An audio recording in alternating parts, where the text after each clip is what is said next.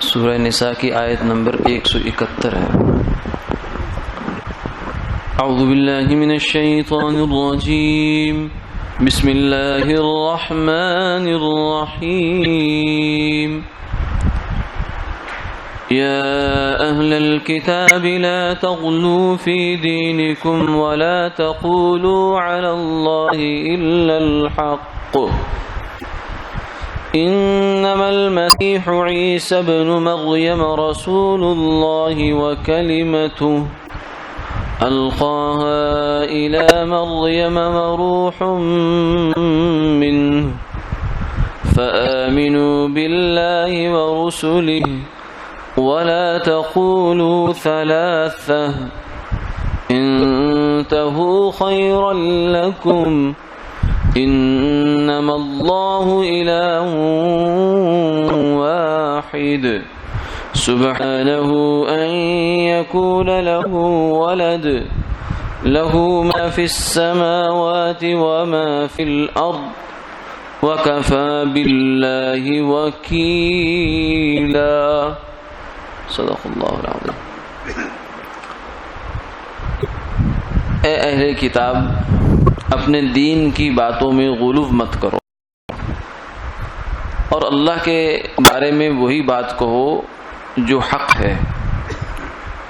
بات اتنی ہے کہ عیسیٰ ابن مریم، مسیح عیسیٰ ابن مریم علیہ السلام اللہ کے رسول ہیں اور ان کا کلمہ ہے، جس کو اللہ نے حضرت مریم تک پہنچایا، اور اللہ کی جانب سے ایک پاکیزہ روح ہے۔ تم اللہ پر اور اس کے رسولوں پر ایمان لاؤ اور یہ مت کہو کہ خدا تین ہیں، اس بات کو چھوڑ دو تو بہتر ہوگا۔ بات یہ ہے کہ اللہ ایک ہی ہیں، تنہا وہ معبود ہیں، وہ اس لائق نہیں ہے کہ اس کی اولاد ہو۔ اسی کا ہے جو کچھ آسمانوں میں ہے اور جو کچھ زمین میں ہے، اللہ کارساز ہونے میں کافی ہے۔ اس آیت مبارکہ میں اہل کتاب کو، یہود و نصارہ کو خطاب کیا گیا ہے کہ اے اہل کتاب، اپنے دین کے بارے میں، دین کی باتوں میں غلو نہ کرو۔ غلو کسے کہتے ہیں؟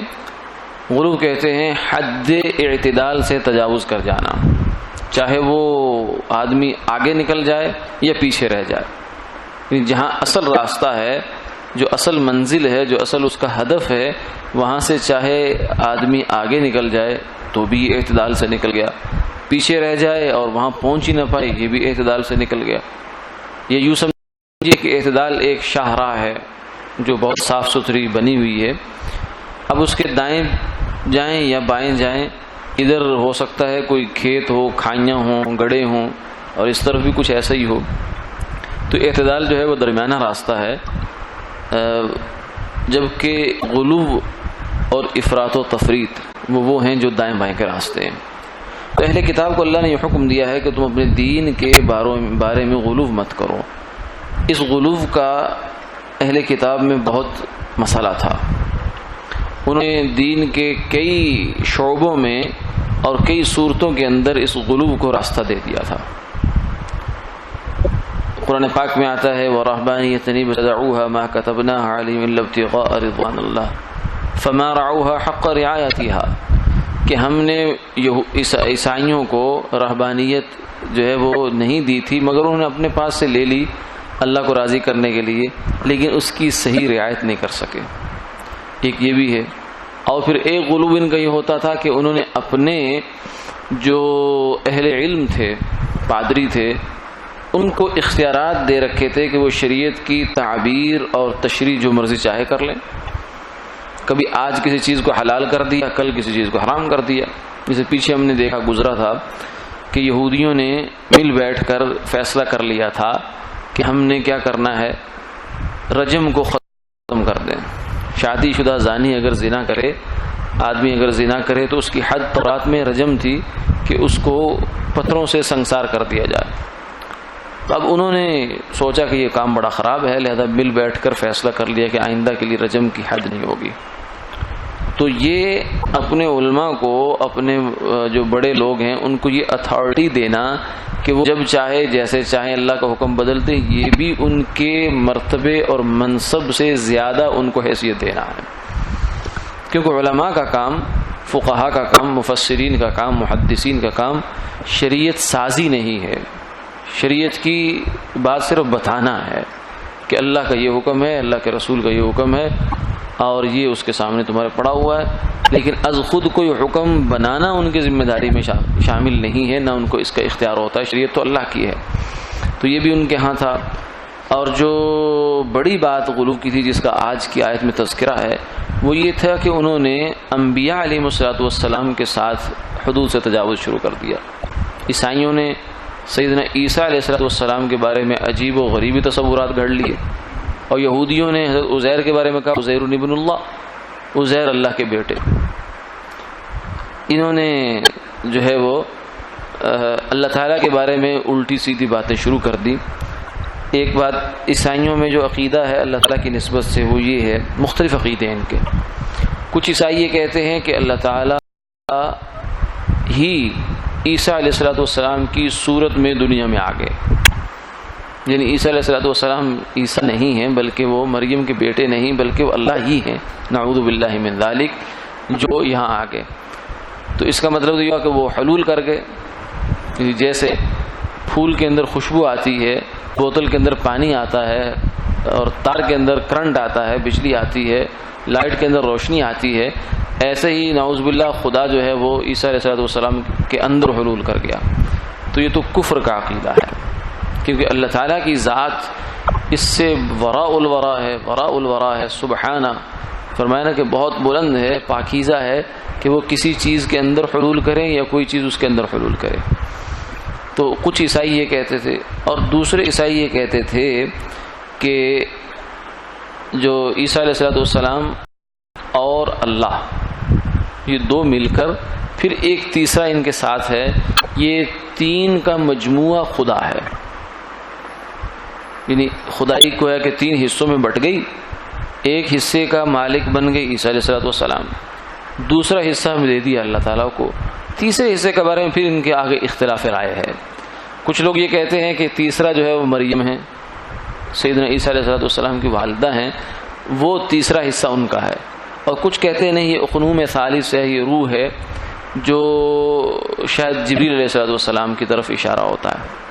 تو خلاصہ یہ ہے کہ یہ انہوں نے اس کو تثلیث کہتے ہیں، یعنی خدا کا یہ توحید کے مقابلے میں ہے۔ توحید تو یہ ہے کہ اللہ وحدہ لا شریک ہے، قل هو اللہ احد اللہ الصمد لم یلد ولم یولد ولم یکن له کفوا احد۔ توحید تو یہ ہے، لیکن اس کے مقابلے میں عیسائیوں نے اس توحید کا ستیہ ناش کر دیا، حالانکہ توحید کسی بھی مذہب کی بنیاد ہے۔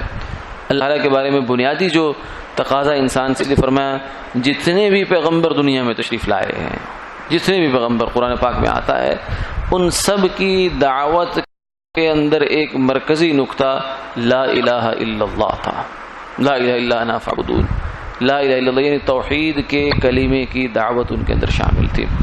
تو توحید کا بنیادی عقیدہ ہے، لیکن اس عقیدے کو عیسائیوں نے بگاڑ دیا اور اس کو تثلیث کی شکل دے دی۔ آج بھی جو عیسائی دنیا میں موجود ہیں، بالخصوص جو کیتھولک فرقہ ہے، یہ تثلیث کے عقیدے کا قائل ہے، حالانکہ تثلیث کے عقیدے پر تورات میں، انجیل میں خاص طور سے کوئی ایسی واضح دلیل نہیں ہے کہ آدمی کہے کہ نہیں عیسیٰ علیہ السلام نے تثلیث کے عقیدے کی بات کی ہے۔ زیادہ سے زیادہ وہاں ایک لفظ ہے، سن کا لفظ آتا ہے، بیٹا۔ تو یہ بیٹا جو ہے یہ تو شفقت کے لیے کہہ دیا جاتا ہے، بعض دفعہ حقیقی بیٹا مراد نہیں ہوتا، اس وقت ہوتا ہے اپنے شفقت کا اظہار کرنا، جیسے گلی میں چلتے ہوئے ہم بھی کہہ دیتے ہیں بیٹا یہ بات سننا، تو یہ مطلب تھوڑی کہ وہ ہمارا بیٹا ہے، یعنی نسب کا بیٹا ہے، جیسے بیوی سے پیدا ہونے والا بیٹا ہے، ایسا تھوڑی ہے، وہ تو ایک محاورتاً شفقتاً کہہ دیا جاتا ہے۔ اور بیٹے کا لفظ اللہ نے تورات میں بے شمار پیغمبروں کے لیے اس کو بولا ہے۔ اگر بیٹے کا لفظ کہنے سے ہی بیٹا بنتا ہے تو پھر تو سارے نبی بیٹے ہونے چاہیے، تو اس لیے وہاں کوئی بیٹے کا لفظ ہے۔ ہاں بعض لوگوں نے بعد میں تورات اس انجیل کے اندر اس لفظ میں تحریف کی ہے اور بیچ میں ایڈیشن کی ہے، نسبی بیٹا، سلبی بیٹے کے نام سے انہوں نے سلبی کا لفظ کا اضافہ کر دیا، انگریزی میں بیگوٹن کہتے ہیں اس کا انہوں نے اضافہ کیا کہ یہ عیسیٰ علیہ السلام اللہ کے سلبی بیٹے ہیں، لیکن خود انہی کے اندر سے کچھ لوگوں نے اس بات کو بہت کھول دیا کہ یہ جو بیگوٹن کا لفظ ہے یہ الحاقی ہے، یہ بعد میں شامل کیا گیا، اصل میں یہ لفظ یہاں موجود نہیں تھا۔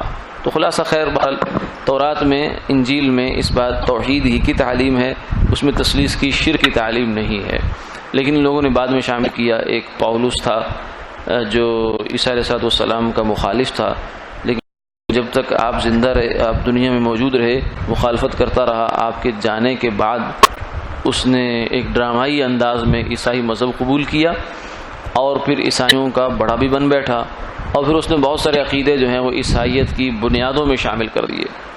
اسی فرمایا ذلت العالم ذلت العالم، کہ ایک عالم کی جو غلطی ہوتی ہے، لغزش ہوتی ہے، وہ صرف ایک شخص تک نہیں رہتی، وہ پھر صدیوں میں جاتی ہے، نسلوں تک چلی جاتی ہے۔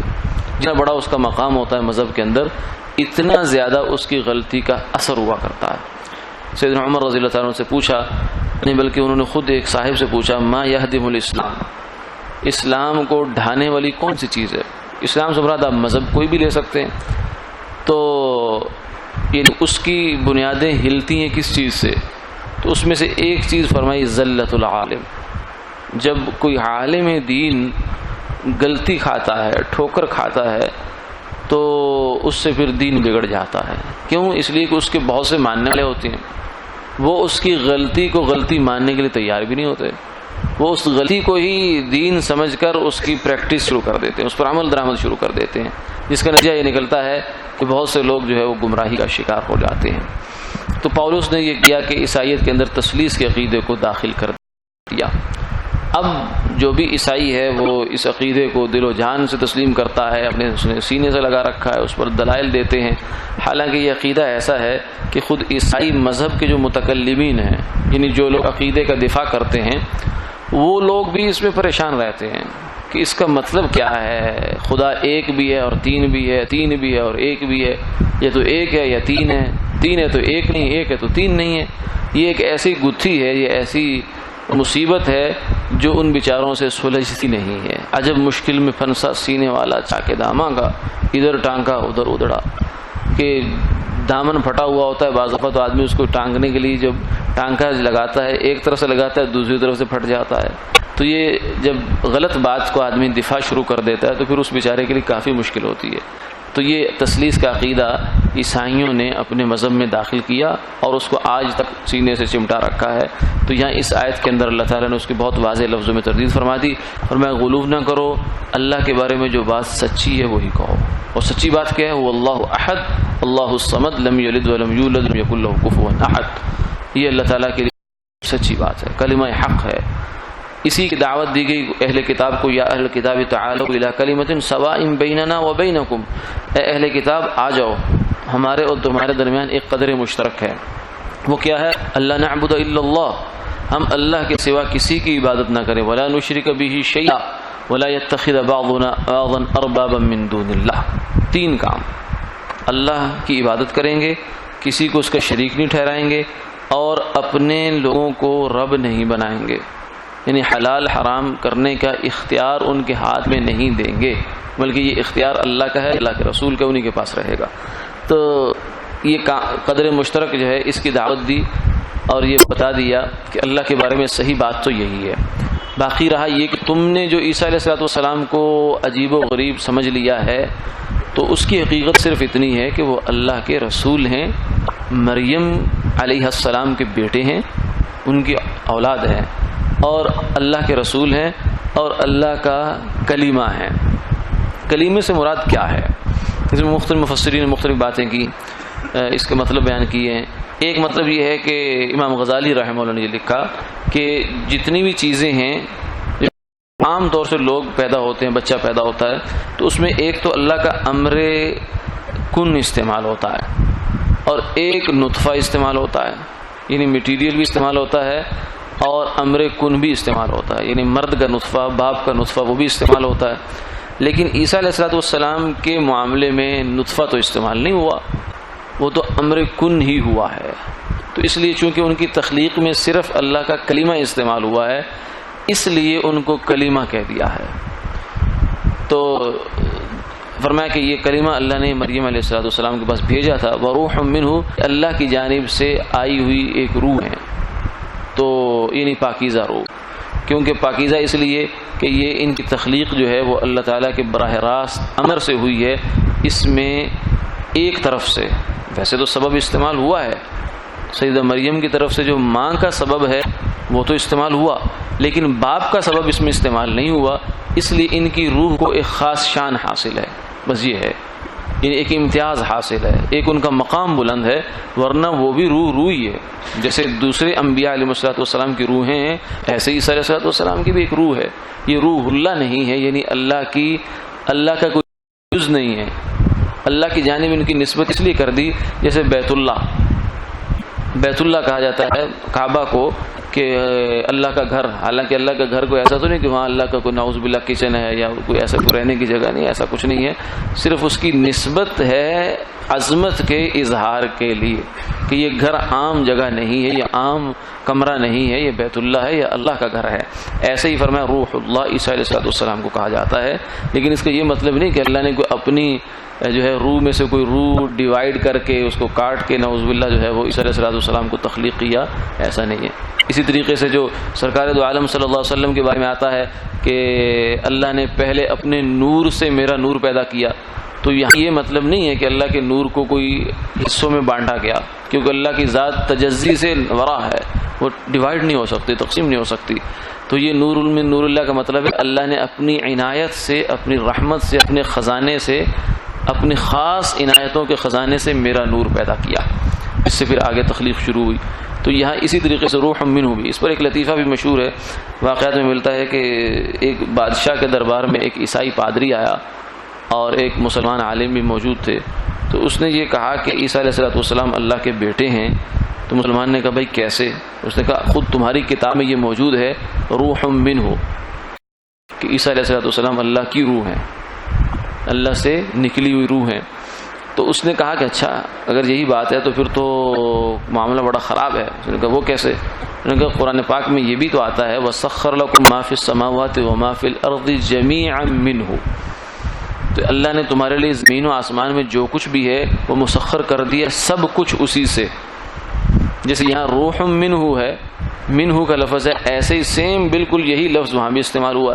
تو اس کا مطلب تو پھر یہ ہوا کہ صرف عیسیٰ علیہ السلام کی کیا تخصیص ہوئی، زمین ہوئی یا آسمان ہوا، جو کچھ اس کے اندر ہوا وہ سارا اللہ کا ہی ہے.